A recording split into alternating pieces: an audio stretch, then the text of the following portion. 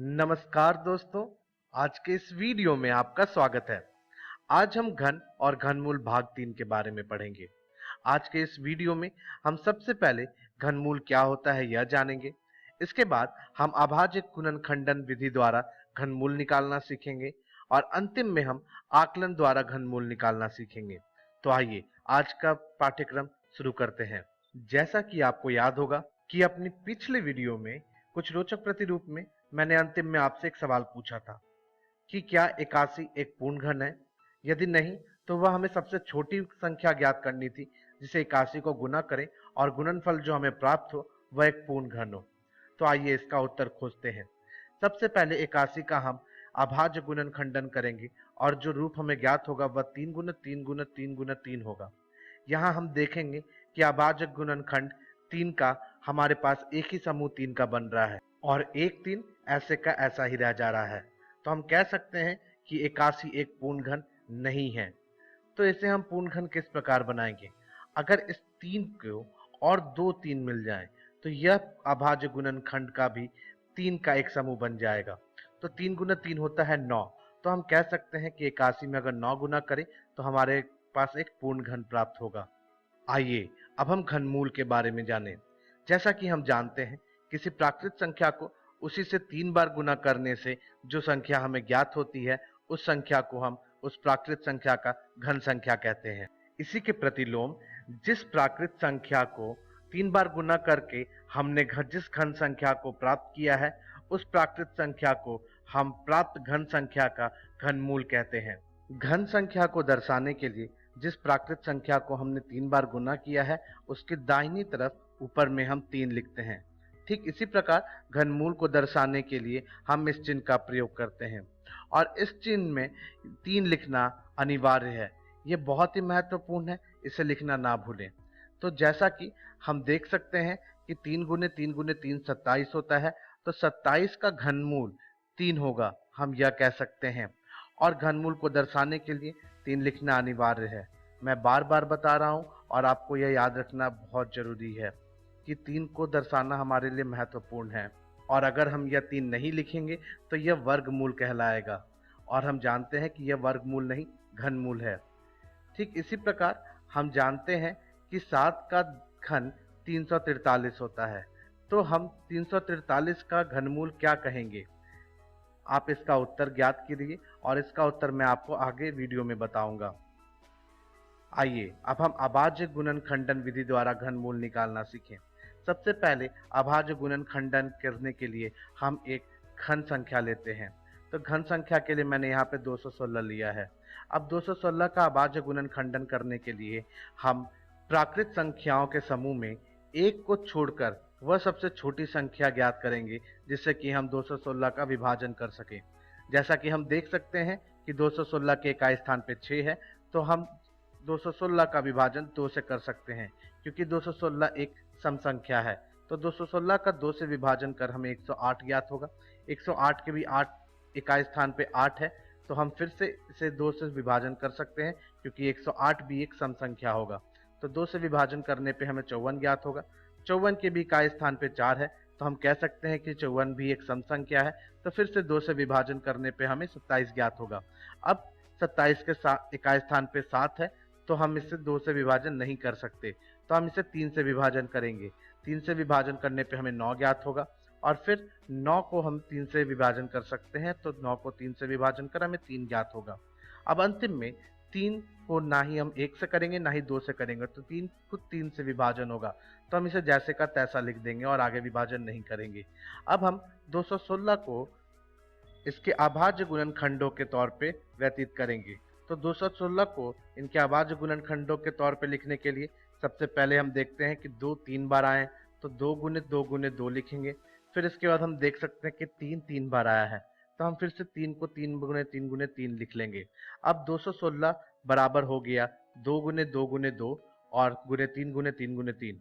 अब 216 का घनमूल निकालने के लिए हम प्रत्येक अभाज्य गुणनखंड का 3 3 का समूह बनाएंगे।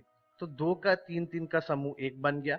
तो इन 3 2 के जगह हम 1 लिखेंगे 2 और 3 के 1 3 के समूह के जगह हम एक बार 3 लिखेंगे। तो हो गया गुने 3। तो अब हम कह सकते हैं कि 216 का घनमूल जो बराबर होगा वह 2 गुने 3 के बराबर होगा। तो 2 गुने 3 कितना होता है? जी हाँ, यह 6 होता है। तो हम कह सकते हैं कि 216 का घनमूल 6 होगा। अब जैसा कि मैंने आपसे घनमूल में एक सवाल पूछा था कि 7 का घन अगर 343 है तो 343 का घनमूल क्या होगा? अगर आपका उत्तर इसका 7 है तो आप बिल्कुल सही हैं। आइए अब हम एक जादू सीखें। जी हाँ, यह गणित का जादू है। इस जादू में किसी एक पूर्ण घन के अंकों को देख हम यह बता सकते हैं कि उस पूर्ण घन का घनमूल कितना होगा। अब गणित के इस जादू को करने के लिए आपको 2 चीजें याद रखनी बहुत जरूरी है।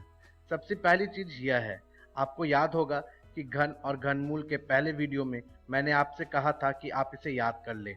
किसी भी प्राकृत संख्या के अगर इकाई स्थान पे 0, 1, 4, 5, 6 व 9 है तो उसके घन संख्या के इकाई स्थान पे भी वही अंक होंगे। लेकिन अगर किसी भी प्राकृत संख्या के इकाई स्थान पर 2, 3 व 7 व 8 है तो उनके इकाई स्थान पे वही अंक नहीं होते। तो 2 की जगह 8 होता है व 8 की जगह 2। और इसी प्रकार अगर किसी प्राकृत संख्या की जगह 3 है तो उसके घन संख्या के इकाई स्थान पर 7 होगा, और अगर किसी प्राकृत संख्या के इकाई स्थान पे 7 है तो उसके घन संख्या के इकाई अंक में 3 होगा। बस हमें यही 4 अंक याद रखने हैं, बाकी तो जादू आराम से हो जाएगा। इसके बाद दूसरी चीज जो हमें याद रखनी है वह पहले 10 प्राकृत संख्याओं के घन को याद रखना है। तो हम 1 से 10 तक के घन को याद रख लेंगे। तो चलिए अब हम जादू करने की प्रक्रिया सीखें। इसके लिए हम उदाहरण के लिए एक संख्या लेते हैं जो कि एक घन संख्या है। तो हमने यहाँ पे लिया 2,50,047। अब हम दाएं से बाएं की तरफ बढ़ेंगे और दाएं से बाएं की तरफ बढ़ते वक्त हम 3-3 अंकों का समूह बनाएंगे। तो हमने पहला एक समूह बनाया और इसी की तरह हमने दूसरा समूह भी बना लिया। अब हम इन दोनों समूह को अलग अलग लिख लेंगे और इन दोनों समूह को एक एक कर अलग अलग चरण में प्रयोग कर हम इसका उत्तर निकालेंगे। तो पहला समूह का हम प्रयोग करते हैं। तो पहला समूह हमारा है 047। अब इस समूह से हम घनमूल के इकाई स्थान का पता लगाते हैं। जी हाँ, इसके लिए हम पहला समूह के इकाई स्थान पर देखेंगे कि क्या है। तो इकाई स्थान पर यहाँ 7 है। अब हम इस सारणी का प्रयोग कर यह देख सकते हैं कि घन संख्या के इकाई स्थान में 7 तब होता है जब इस संख्या के इकाई स्थान पर 3 हो। तो हम कह सकते हैं कि घनमूल के इकाई स्थान पर 3 होगा। अब हम दूसरा समूह लेंगे। अब इस समूह का प्रयोग हम घनमूल के दूसरे स्थान दहाई को निकालने के लिए करेंगे। 250 हम यह देखेंगे कि क्रमागत घन संख्याओं के किन दो क्रमागत घन संख्याओं के बीच आएगा। तो हम देख सकते हैं कि 250, 216 व 343 के बीच में आएगा, और 216 व 343 6 व 7 के घन संख्याएं होती हैं।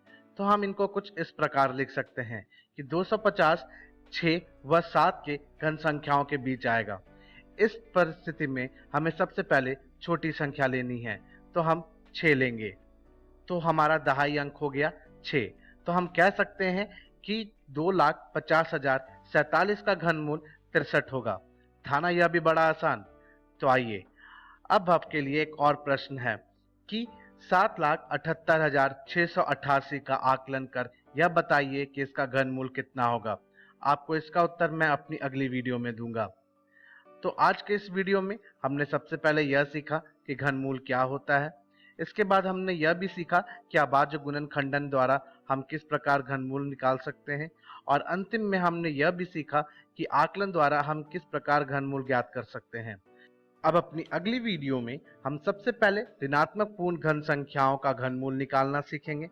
इसके बाद हम यह भी सीखेंगे कि किस प्रकार हम परिमेय संख्याओं का घनमूल ज्ञात करते हैं, और अंतिम में हम यह भी सीखेंगे कि दशमलव संख्याओं का घनमूल किस प्रकार ज्ञात किया जा सकता है। तो हम अपनी अगली वीडियो में मिलते हैं।